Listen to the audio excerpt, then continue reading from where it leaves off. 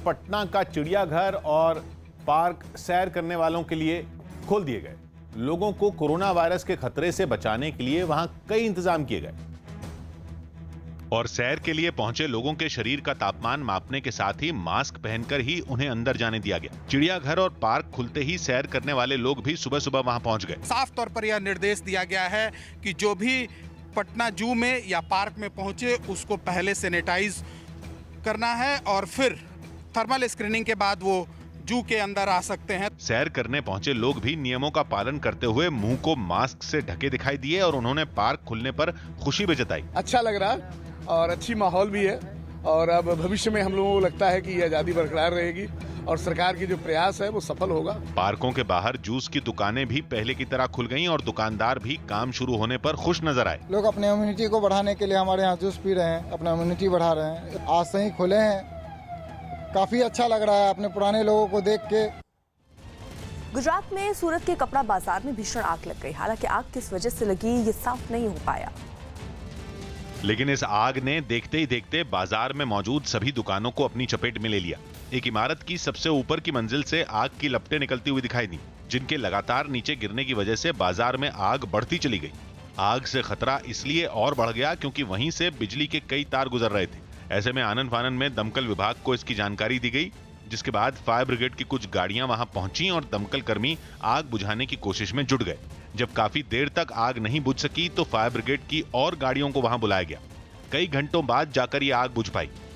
America के Houston में अफ्रीकी मूल के अमेरिकी नागरिक जॉर्ज फ्लॉयड के अंतिम दर्शन के लिए लोगों की भारी भीड़ उमड़ गई। जॉर्ज फ्लॉयड की मिनेसोटा में पुलिस हिरासत में मौत हो गई थी, जिसके बाद अंतिम दर्शन के लिए उनके ताबूत को ह्यूस्टन की एक चर्च में रखा गया। सुरक्षा के बीच उनके ताबूत को चर्च के अंदर पहुंचाया गया, जहां कई लोग उनके अंतिम दर्शन करते नजर आए। जॉर्ज फ्लॉयड को आखिरी बार देखने के लिए वहां सैकड़ों लोग पहुंच गए। कई लोग कतार में लगकर चर्च के अंदर जाने का इंतजार करते दिखे। चर्च के बाहर भी लोगों की भीड़ नजर आई।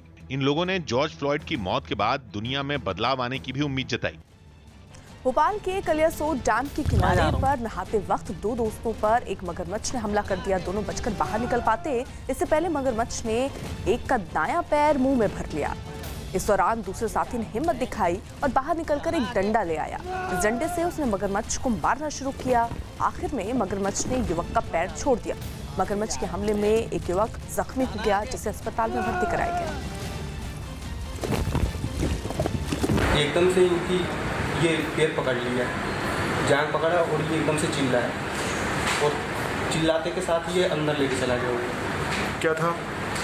मगरमच्छ। राज्यसभा चुनावों में अपनी 2 सीट पक्की करने के लिए गुजरात कांग्रेस अपने विधायकों को कुछ गुप्त ठिकानों पर भेजने को मजबूर हो। गुजरात में 19 जून को राज्यसभा की 4 सीटों के लिए चुनाव होने हैं। 8 विधायकों के इस्तीफे के बाद कांग्रेस ने बाकी बचे 65 विधायकों को बचाने की कोशिश तेज कर दी और इसी कोशिश की वजह से कांग्रेस पार्टी के वरिष्ठ नेताओं ने विधायकों के 3 गुट बनाकर उन्हें अज्ञात जगहों पर भेज दिया। इससे पहले कांग्रेस के कुछ विधायकों को राजकोट के एक रिजॉर्ट में रहने के लिए भेजा गया, जबकि विधायकों के दूसरे गुट के रहने का इंतजाम राजस्थान के सिरोही में एक रिजॉर्ट में किया गया। लेकिन इनके ठिकानों की जानकारी बाहर आ गई तो पुलिस ने एपिडेमिक एक्ट के तहत इन दोनों रिजॉर्ट के खिलाफ कार्रवाई कर दी। इससे पार्टी को राजकोट के रिजॉर्ट से विधायकों को हटाना पड़ गया। कांग्रेस ने आरोप लगाया कि गुजरात सरकार उनके विधायकों को पैसों का लालच देकर तोड़ने की कोशिश कर रही। सरकार जब कोरोना महामारी में लोगों को बचाने के लिए बाहर नहीं आई, लेकिन राज्यसभा इलेक्शन कैसे जीते उसके लिए पूरी सरकार और उसका बजट लगा हुआ है। विधायकों को अपने साथ बनाए रखने के लिए कांग्रेस को अच्छी खासी मशक्कत करनी पड़ रही। दक्षिण गुजरात के विधायकों को पहले शांतिवन रिजॉर्ट में रखा गया, जबकि मध्य गुजरात के विधायकों को उमेटा के एक रिजॉर्ट में रखा गया। इसके बाद इन विधायकों को किसी फार्म हाउस में रखने की कोशिश की गई।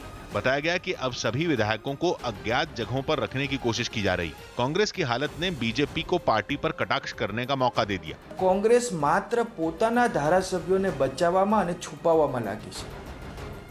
2 લાખના પ્રતિનિધિ એવા ધારાસભ્યો આજે જનતાથી અને મીડિયાથી છુપાઈ રહ્યા છે।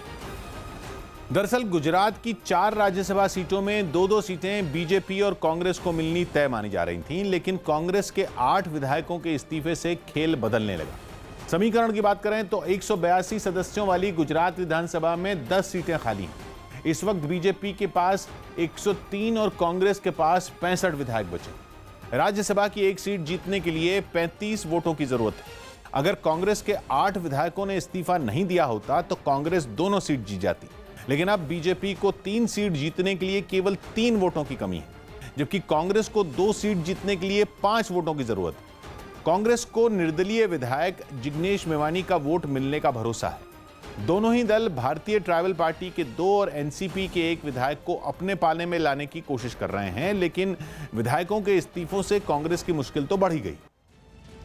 आग में जलकर राख हुई फ्रांस की राजधानी पेरिस की करीब 850 साल पुरानी चर्च नोत्रदाम कैथेड्रल की मरम्मत का काम 1 साल बाद शुरू हो गया। पिछले साल अप्रैल में जब कैथेड्रल में आग लगी थी तब वहां मरम्मत का ही काम चल रहा था, जिसके लिए लोहे के डंडों का ढांचा इमारत को सहारा देने के लिए उसके इर्द गिर्द लगाया गया था, लेकिन आग लगने से लोहे में वो कई हजार किलो के डंडे ही पिघल गए थे, जिसे काटकर निकालने का काम अब शुरू हुआ है। इस पेचीदा काम के लिए कई फीट ऊंची एक क्रेन को काम पर लगाया गया। साथ ही कुछ मजदूर काम में जुटे नजर आए। बताया गया कि लोहे के इन पिघले हुए डंडों को हटाने में पूरी गर्मियां निकल जाएंगी। हैदराबाद की एक कंपनी ने बुखार के बावजूद बाहर घूमने वाले लोगों की पहचान करने वाला ड्रोन बनाने का दावा किया। कोरोना संकट से निपटने के लिए यह कंपनी पहले भी कई तरह के ड्रोन बना चुकी है और इस बार मारुत ड्रोन्स नाम की इस कंपनी ने लोगों के शरीर का तापमान मापने वाले ड्रोन का परीक्षण किया। ड्रोन को एक इलाके में उड़ाया गया और फिर एक मकान की छत पर खड़े लोगों की निगरानी की गई।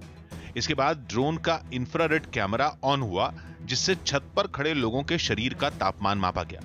कंपनी का दावा है कि इस ड्रोन की मदद से लोगों के संपर्क में आए बिना उनका बुखार मापा जा सकता है। ड्रोन में एक लाउडस्पीकर भी लगाया गया और परीक्षण के दौरान लोगों को घरों में ही रहने की हिदायत दी गई। नमस्ते, सब लोगों से ये गुजारिश है प्लीज आप लोग ये लॉकडाउन के पीरियड में बाहर मत आइए।